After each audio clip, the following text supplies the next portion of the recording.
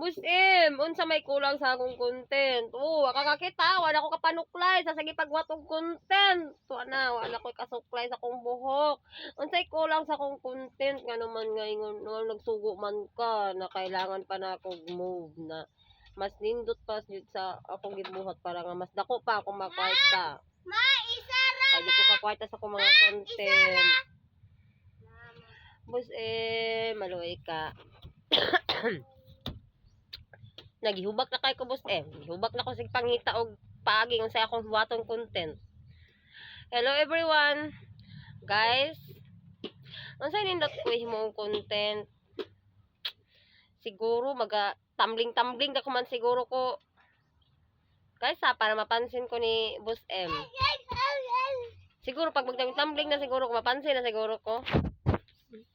Kaya naglibog na jud ko, sakit na jud akong ulo ko na.